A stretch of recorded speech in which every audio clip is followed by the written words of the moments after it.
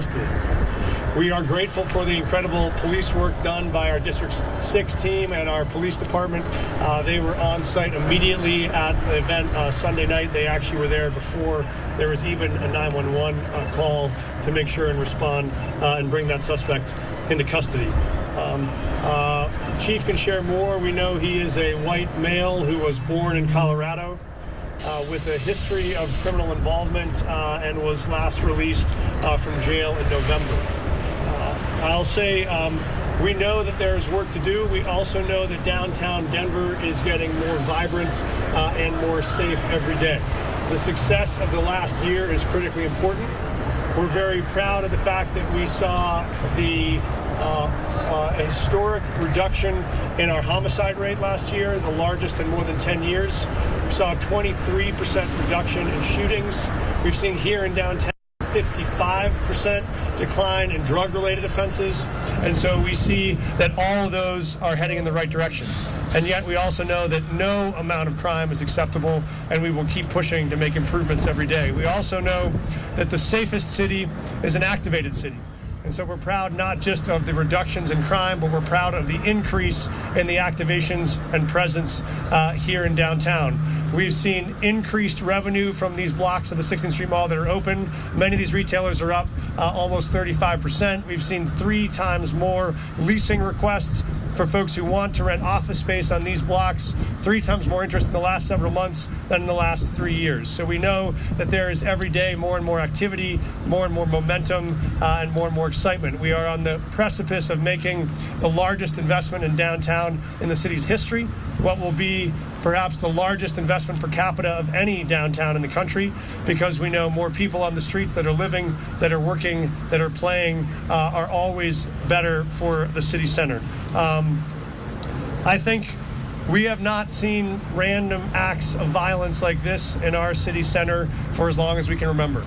And so that means we are both heartbroken for the folks who are suffering, and we also are deeply committed to the public knowing that this individual has been detained, is in custody. We will pursue all possible charges against him, and that these random acts of violence are not typical and are not something we should expect ongoing here in downtown. I will also say that we know that even while we see that the indicators are going in the right direction, we will do more. Chief's going to talk more about this, but we will commit to increasing the number of police patrols and police presence here in downtown in the weeks and months ahead, making sure that the lived experience of the city every day matches what we know the data shows, which is a city growing safer and more vibrant all the time. We wanted to share that information with you just so you know how deeply committed we are to making this Denver's living room and a place where everybody still knows that they can gather to eat and drink and come to games and see shows and spend time with their family, because this is your living room. I want to give it over to Chief Thomas to tell a little bit more information about the incident and any of the information relating to arrest and custody, and then we're happy to take questions if folks have them. And thank you so much for being here. Thank you, Mayor. I want to begin by again offering our condolences for the family and loved ones for those that were affected by this violent crime.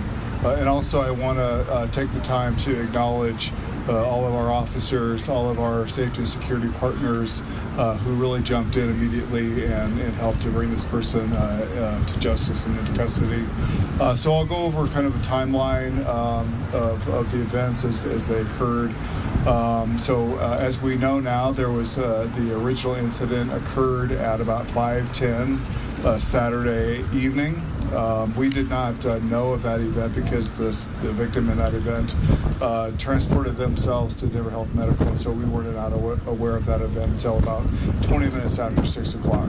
The first event that we were aware of occurred at about 5:20, and that was the female victim who ultimately was deceased. They received a knife wound to the throat by an undescribed individual. We responded. We began investigating that incident. We did have some very vague descriptions that were put out. There were resources that were drawn from throughout District 6 that were deployed looking for that suspect and managing the scene. About 30 minutes later, so at about 5:54, We had a third incident that was reported at 16th and Lawrence. Another individual that had been stabbed in the arm and in the torso. That individual was transported to the hospital where he was placed in critical care, sedated, so we're not able to get much from him. But then soon after 6:20 is when we were notified of the original victim who was attacked at 16th and Tremont, slashed in the face. Excuse me, and it was at that time that we really started to identify that we were likely talking about the very same suspect. We had some details on what that individual looked like. That is when we began to draw additional resources from across the city into downtown Denver to look for this individual. Those resources maintained a presence throughout the evening on Saturday and into the day on Sunday. Unfortunately, as you all know, at about 8 o'clock on Sunday evening, as officers were in the area looking for this subject, they saw an individual running with a knife in hand. They were able to quickly take him into custody. This occurred at 16th and Winecoop. He was taken into custody, and immediately after he was taken into custody, we identified that he had just stabbed somebody right there at that vicinity. That person was transported to the hospital where, again, they ultimately expired. So we have continued that safety presence in this area. We will continue that, as the mayor alluded to. We'll continue that presence for the foreseeable future. What that looks like is obviously officers that are assigned to District 6 and assigned posts on the mall, in and around the mall, both foot patrols, bicycle patrols, motorcycles, and vehicles. We also have additional uncommitted resources that will be detailed down here to provide that extra layer of safety. We've also connected with all of our security partners, so the Downtown Denver Partnership, as well as all of the other security teams along the mall, to make sure that we have a secure blanket of safety in this area. So with that, I think I can open it up for any questions anyone has.